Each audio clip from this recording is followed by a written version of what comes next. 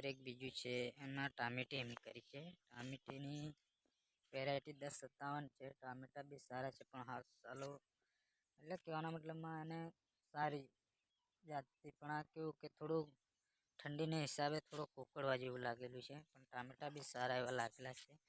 તમને બતાવીશ ટામેટા નજીકથી હવે પાકવાના બી ફ્લોરિંગ તૈયાર થઈ ગયું છે.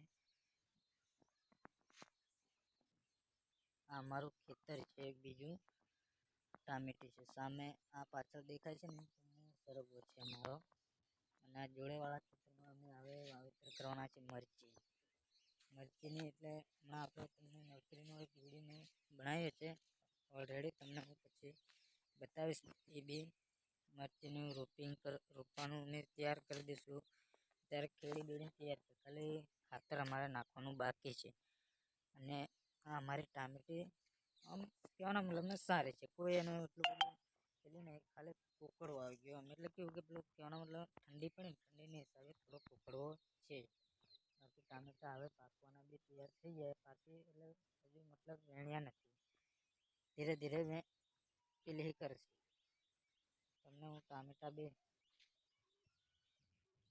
બી સારા એવા લાગ્યા છે, નથી કઈ એવું ખરાબ ટામેટું કે નથી. આ જુઓ ને ઓર્ગોનિક, એમ કોઈ પેસ્ટિસાઇડની દવાનો હજુ ઉપયોગ કર્યો નથી.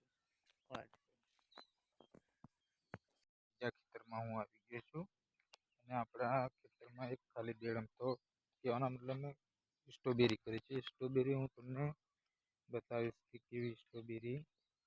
હું ખાલી ખાવા ઘેર પૂરતા એટલે કહેવાના મતલબ ઘેર પૂરતા કર્યા છે. અને આ લસણ કરી છે.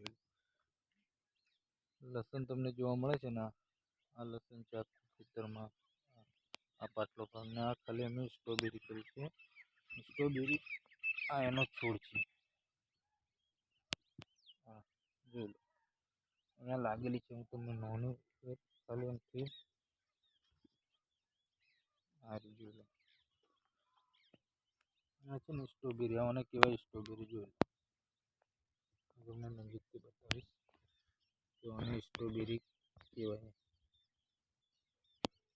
જોઈ લો દોસ્તો, સ્ટ્રોબેરી આવો છોડ છે. અત્યારે એને ઠંડી કહેવાના મતલબ ઠંડી જરીક વધારે જોઈએ એમ, એટલે ઠંડીને લીધે થોડું આ વાતાવરણ થોડુંક આમ તે મેન્ટેન નથી થતું, એટલે ઘડીક ગરમી પડે ઘડીક ઠંડી પડે. આ જો બે બેડ બટાકા કર્યા છે. બટાકા બી સારા એવા છે. પાછળ મલ્ચિંગ કરી છે, એમાં મરચી કરી છે. મરચી બી સારી છે, પછી આ સારું છે. આ જુઓ છે ને બધા એટલે અત્યારના જ રોપા તૈયાર છે, એવું કોઈ પેલી છે નહીં.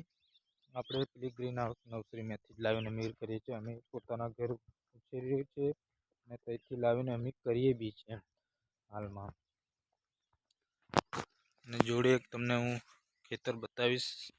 અત્યારે મલ્ચિંગ વગરની ટામેટી કરી છે એ ભાઈ, એમનો બી સારો એવો ગ્રોથ છે.